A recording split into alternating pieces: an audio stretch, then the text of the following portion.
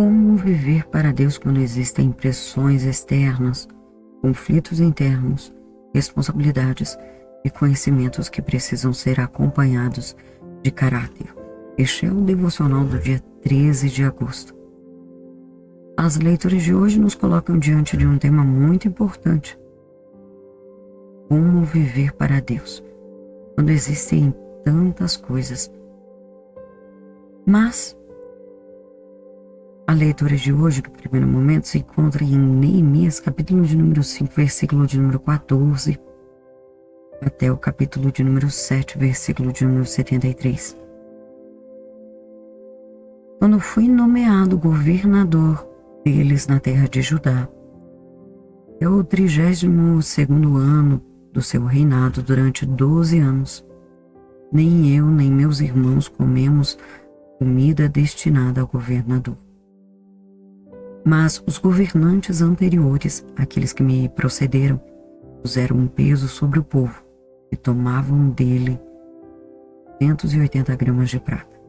Além de comida e vinho, até os seus auxiliares oprimiam o povo, mas por temer a Deus, não agi dessa maneira. Ao contrário, eu mesmo me dediquei ao trabalho neste muro.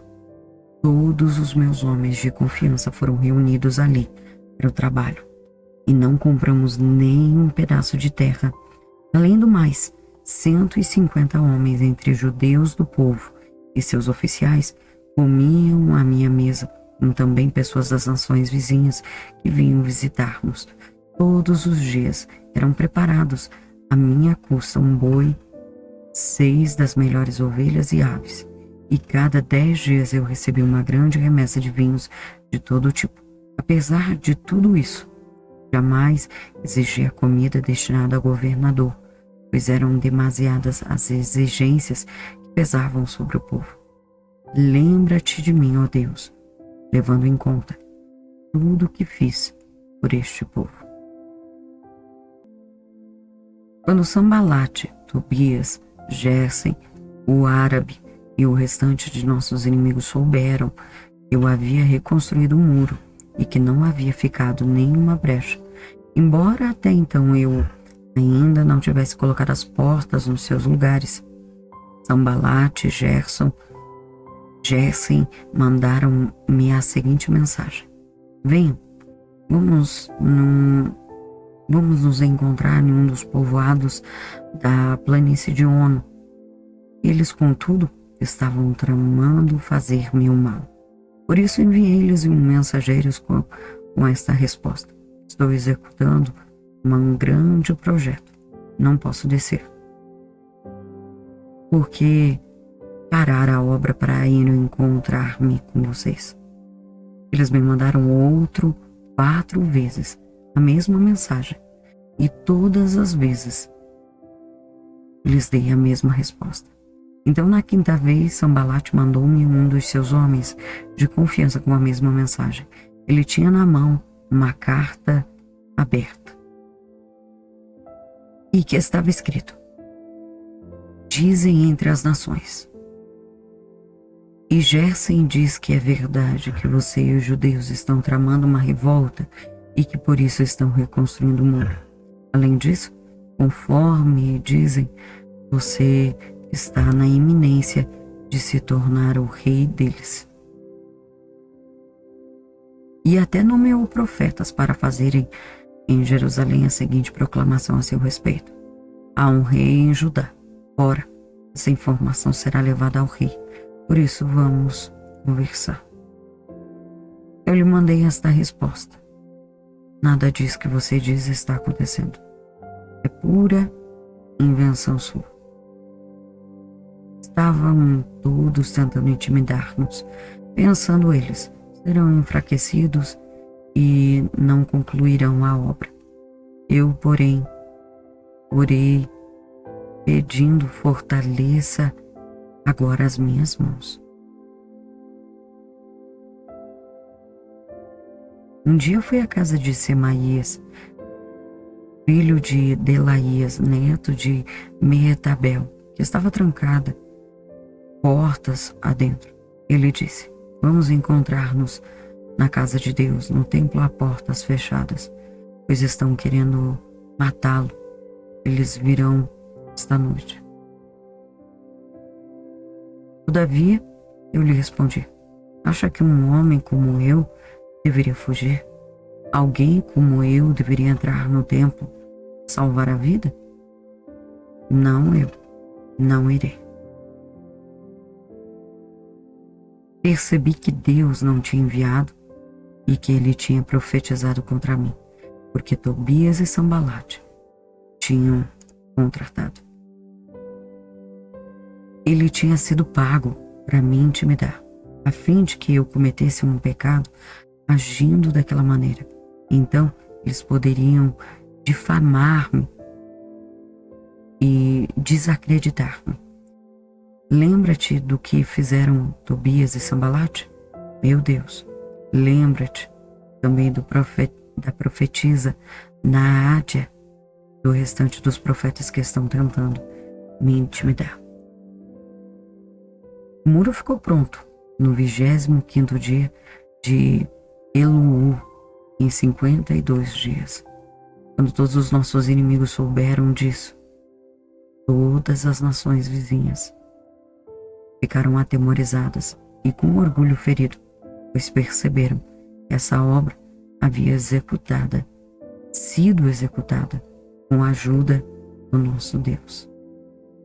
E também naqueles dias os nobres de Judá estavam enviando muitas cartas a Tobias e lhes enviava suas respostas. E muitos de Judá estavam comprometidos com ele por juramento, visto que era genro de Secanias, filho de Ara, e seu filho Joanã havia se casado com a filha de Mesulão, neto de Berequias. Até ousavam elogiá-lo na minha presença e iam contar-lhe o que eu dizia. Tobias continuou a enviar-me cartas para me intimidar. Depois que o muro foi reconstruído e que eu coloquei as portas no lugar, foram nomeados os porteiros e os cantores e os levitas para governar Jerusalém. Encarreguei o meu irmão Anani, e com ele Ananias, comandante da fortaleza, pois Ananias era íntegro, temia Deus mais do que a maioria dos homens. Eu lhes disse: as portas de Jerusalém não deverão ser abertas enquanto o sol não estiver alto. E antes de deixarem o serviço, os porteiros deverão fechar e travar as portas. Também designei moradores de Jerusalém para as sentinelas, alguns em postos no muro, outros em frente às suas casas. Ora, a cidade era grande e espaçosa, mas havia poucos moradores, e as casas ainda não haviam sido reconstruídas. Por isso, meu Deus pôs no meu coração reunir os nobres, os oficiais e todo o povo, para registrá-los por famílias. Encontrei os registros genealógicos dos que foram os primeiros a voltar. Assim estavam registrados ali.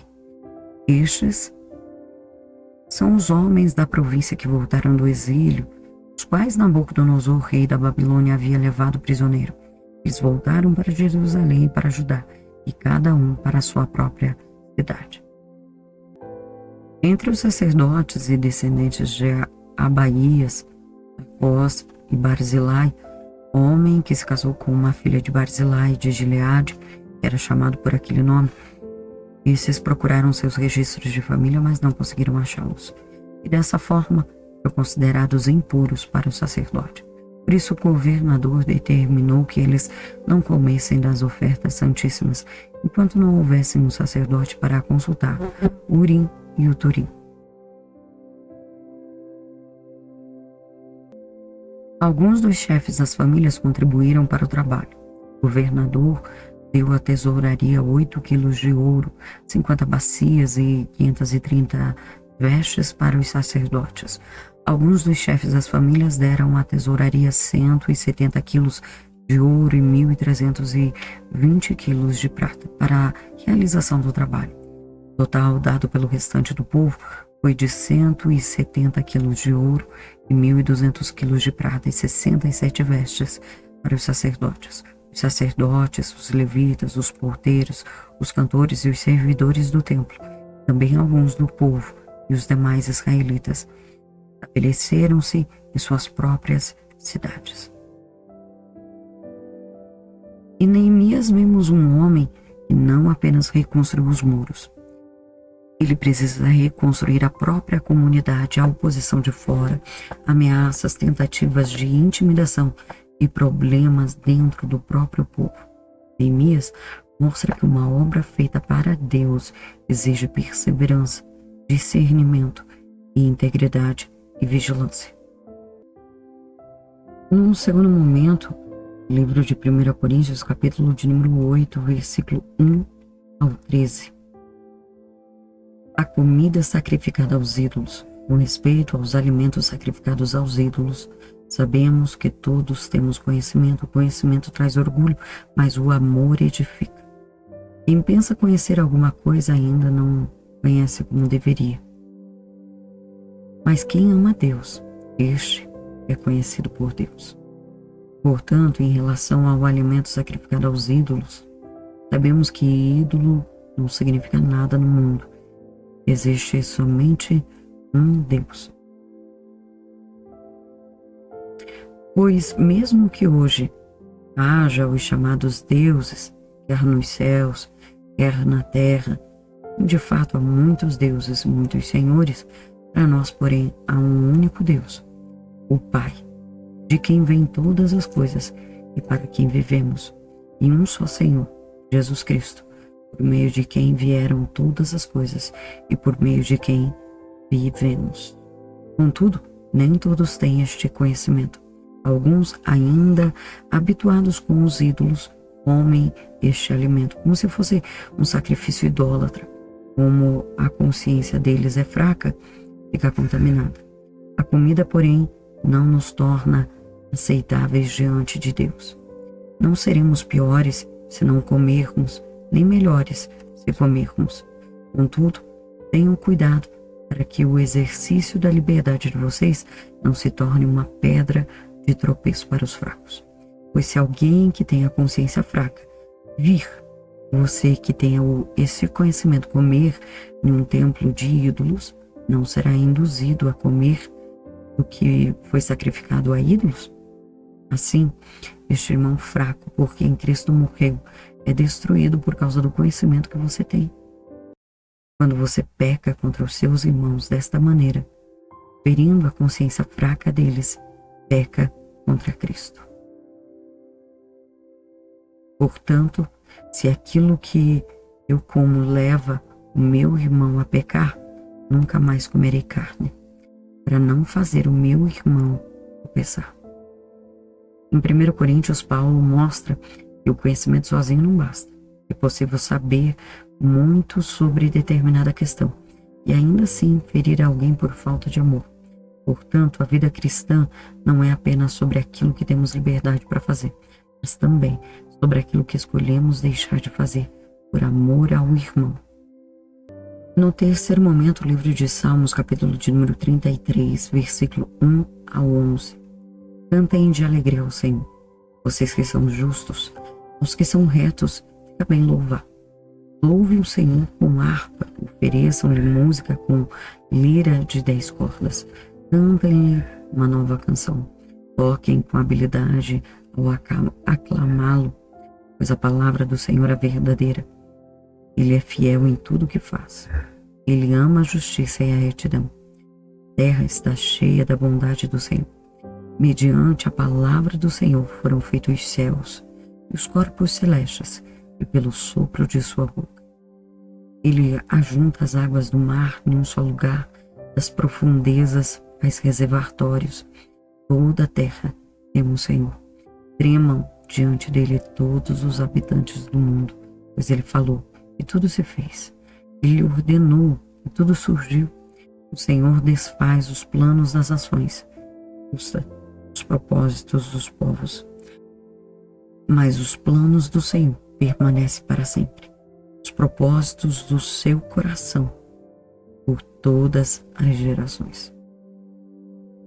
Salmos 33 nos conduz para uma perspectiva correta. Depois de olhar para as circunstâncias, precisamos olhar para quem Deus é. A palavra do Senhor é reta, seus planos permanecem e seu poder não depende da força humana.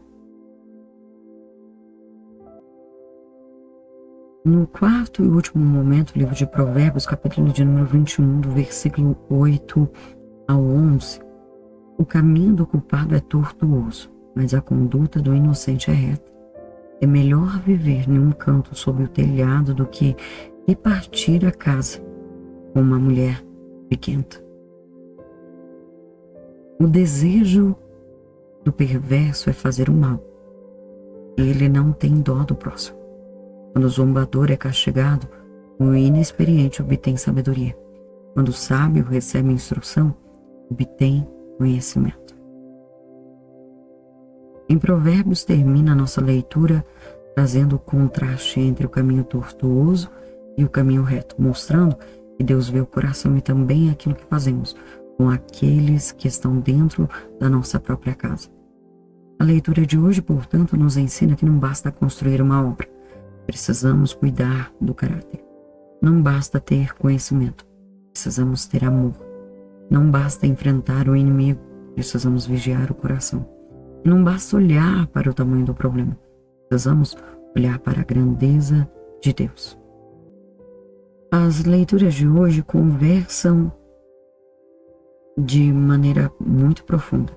Neemias nos diz: não abandone a obra por causa da oposição. Coríntios nos diz: não use o seu conhecimento para ferir as pessoas, use para edificar. Salmos nos diz: confie no conselho do Senhor, porque a palavra dele permanece. Provérbios nos diz: cuide do seu coração e do ambiente que as suas atitudes estão construindo. Podemos resumir o devocional de hoje em 4 perguntas. Estou descendo daquilo que Deus me chamou para construir por causa de distrações? Meu conhecimento da palavra está produzindo amor ou orgulho? Estou confiando no conselho de Deus ou tentando controlar aquilo que não posso controlar? O ambiente que estou construindo ao redor revela a presença de Deus? Neemias reconstruiu muros. Paulo ensinou a construir relacionamentos através do amor. O salmista nos chama a construir a nossa confiança na palavra. E Provérbios nos lembra que precisamos construir também dentro da nossa casa. Porque Deus não quer apenas reconstruir aquilo que está no nosso redor. Ele quer trabalhar aquilo que está dentro de nós. Este foi o devocional Lendo a Bíblia com Deus. Permanecemos firmes na leitura da Bíblia toda a Bíblia em um ano. E eu te encontro no próximo momento. Deus abençoe.